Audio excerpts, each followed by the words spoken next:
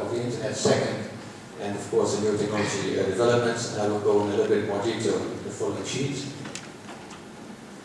Trends in online tourism.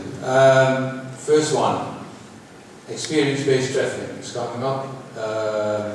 Customers want to experience more things. Experience is becoming more important than traffic. This could mean experiencing trips before even booking it, more and better experiences during the trip, and also sharing experiences afterwards. So basically in every phase of the travel life cycle. Other things are more personalization in travel products instead of standard packages, more flexibility, more variations in dynamic packaging, and more and a better user experience on your site. So searching, comparing, and booking and things like that should become easier and more intuitive. And of course, there are also new players on the market which will have an effect on tourism, like Google and Airbnb. I don't know if you know Airbnb is a travel portal and couchsurfing, which is also kind of a new product. The evolution of the internet. Right now we are supposed to be here in the social web, and we're going to move to a web that puts more emphasis on the user, which is a semantic web, which understands what the user wants, which is more intuitive, and which supplies or provides relevant content which is more personalized. But of course we're not there yet. And as a third main driver is new technology developments. I tried to look at the Gartner hype cycle of this year, and I tried to identify some of the technologies of which I think that they could have an effect on tourism. And I tried to pick the ones which are not too science fiction. Related to data processing and analysis, there are some developments, big data technologies, social and predictive analysis. There is the virtual and the augmented reality, which mainly will have an effect on experiencing trips before and during the trip. There's of course speech recognition, natural language search, also called semantic search, and mobile devices are also important. Mobile devices, why they are important?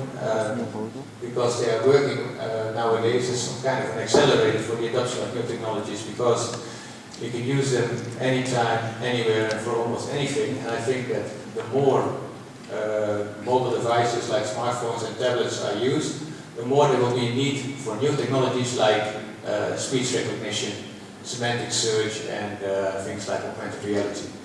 I provided some figures about the Netherlands and Romania, and as you can see, the usage is on the rise, and the numbers are already quite significant.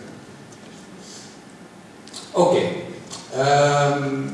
the first development that I would like to discuss in a little bit more detail is natural language search or natural language processing. The first development in natural language search was word matching. I have an example for that. Or maybe I should explain first what natural language search is about. Natural language search is about entering natural language when searching on the internet instead of using keywords as we are used to do. And basically it means that unstructured language which is entered by the user is transformed into structured language so that the computer can understand it and execute a search. For example, I could enter as a search, I would like to fly to Paris on Tuesday next week. I need to land before 2 o'clock.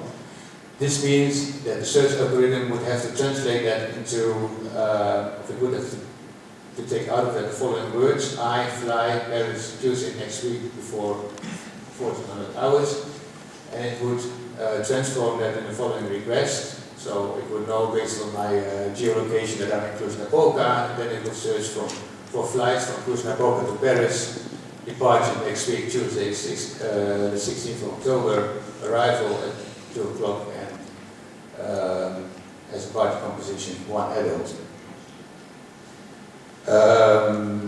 This you can find already on some sites. We also, our company also has a showcase for this in the Netherlands. But the current developments in natural language search, they go further. They are about really understanding what the user is searching for. And that means that you have to apply language analytics, and you have to understand semantics, like sentiments and feelings, like you have to be able to deal with unclear language. You also have to understand the context in which the search is made. So for example, if I'm searching for a pool, does that mean that I'm looking for a swimming pool, or does that mean that I want to play billiard? I also have a short example for that. It's still a simple example. I added the college phrase to the first search that I showed you. So I would like to find a place to sleep in the city center with good breakfast and fast internet.